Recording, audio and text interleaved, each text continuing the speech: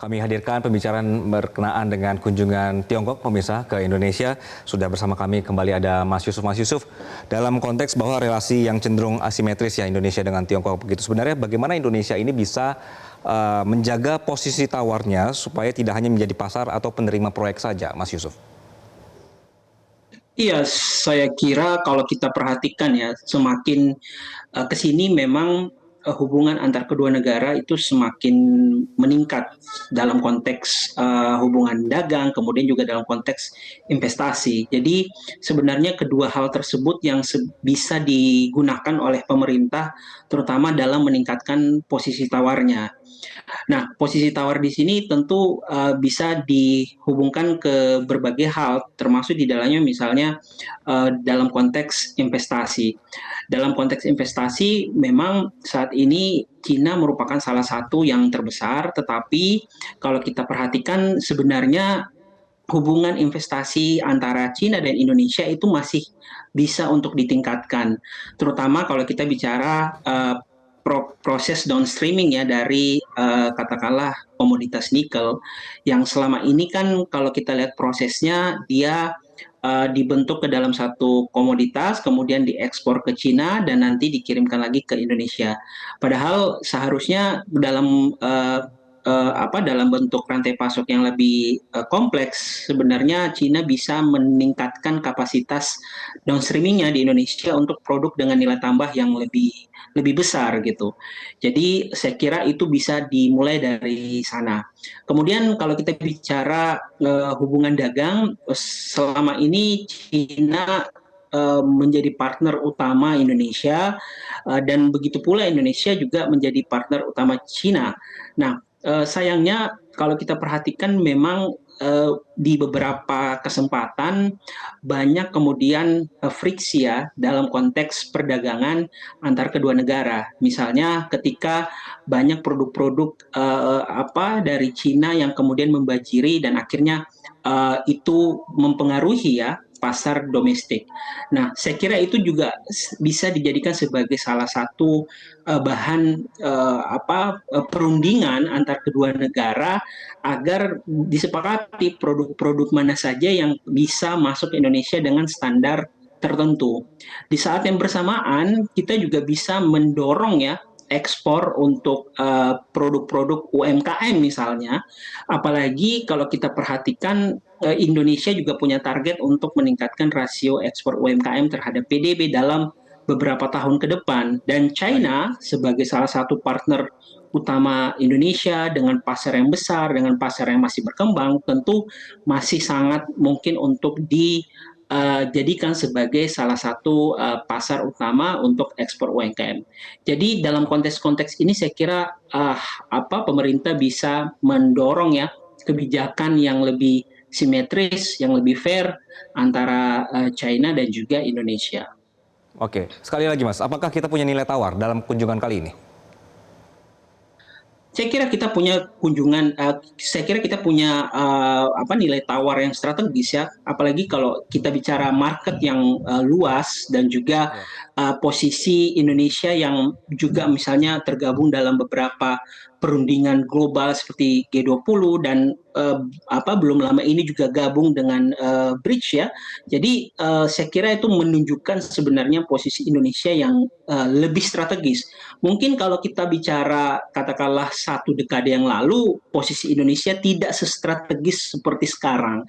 Nah, tetapi kalau kita bicara konteks saat ini dengan semakin meningkatnya hubungan dagang, hubungan perdagangan antar kedua negara, saya kira memang posisi kita strategis dan kita bisa meningkatkan posisi tawar kita agar tadi ya hubungan perdagangan dan investasinya bisa lebih fair dan tentunya bisa mendorong mutual benefit antar kedua negara. Oke, Mas Yusuf, apakah dengan masuknya produk kemudian modal besar ini dari Tiongkok, ini justru melemahkan daya saing industri nasional? Iya, kalau kita perhatikan memang ketika kita membuka perjanjian perdagangan dengan Cina ya beberapa tahun yang lalu, ada semacam ketidaksiapan, terutama untuk menahan gempuran barang-barang impor dari China. Karena kalau kita lihat secara efisiensi, kemudian secara daya saing, kita harus akui produk-produk dari Cina jauh di atas Indonesia. Makanya ketika perjanjian perdagangan itu telah dimulai, kita kemudian menemukan berbagai permasalahan yang berkaitan dengan produk impor, baik yang legal maupun ilegal, yang salah satunya berasal dari China. Nah, oleh karena itu sebenarnya momentum yang kita saksikan saat ini, perjanjian MOU itu juga bisa menurut kami dijadikan sebagai alat untuk introspeksi diri pemerintah, dalam arti misalnya ketika pemerintah meningkatkan perdagangan, kerjasama perdagangan dan investasi, maka itu juga harus diimbangi dengan bagaimana meningkatkan kapasitas institusi di dalam negeri dan kapasitas yang berkaitan dengan perjanjian yang telah dilakukan pada saat ini. Oke. Karena hal itulah yang akan menentukan apakah kemudian berbagai MOU yang telah kita sepakati di perjanjian barusan itu akan menguntungkan tidak hanya Cina tetapi juga Indonesia.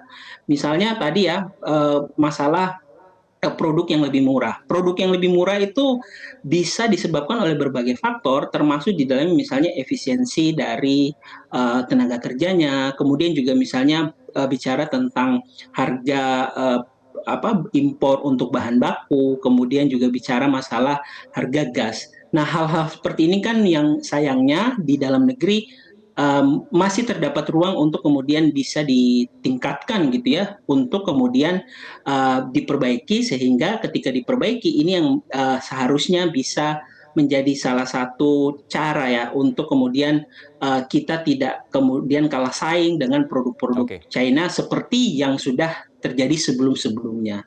Oke, Mas Yusuf, bicara soal cara ya, sebenarnya bagaimana strategi kita untuk melindungi sektor domestik tanpa mengarah ke proteksionisme, Mas? Iya, sebenarnya yang paling mudah kan kita bisa pertama memetakan terlebih dahulu gitu ya, sektor yang kemudian akan terdampak dengan katakanlah MOU yang tadi ditandatangani misalnya. Lalu dari pemetaan itu nanti bisa dilihat apa saja yang dibutuhkan untuk mendorong sektor ataupun industri tertentu misalnya. Saya ambil contoh katakanlah misalnya MOU yang barusan ditandatangani Hmm. juga mendorong kerjasama perdagangan yang berkaitan dengan industri misalnya. Oke. Maka pemetaannya harus dilihat misalnya industri apa yang akan terdampak seperti katakanlah TPT atau misalnya industri makanan minuman misalnya. Dan dari pemetaan tersebut diturunkan melalui strategi. Strategi ini bisa dalam bentuk katakanlah uh, yang berkaitan dengan industri. Nah, salah satu yang seringkali juga menjadi pembicaraan mengenai bahan baku dan juga misalnya harga gas untuk industri. Jadi ketika pemerintah misalnya melakukan subsidi terhadap harga gas industri atau harga listrik industri di jam-jam tertentu misalnya di jam-jam peak pada kapasitas produksi, itu Oke. saya kira masih dibolehkan gitu ya, artinya tidak menyalahi aturan mengenai tadi ketentuan proteksionisme misalnya. Itu yang pertama.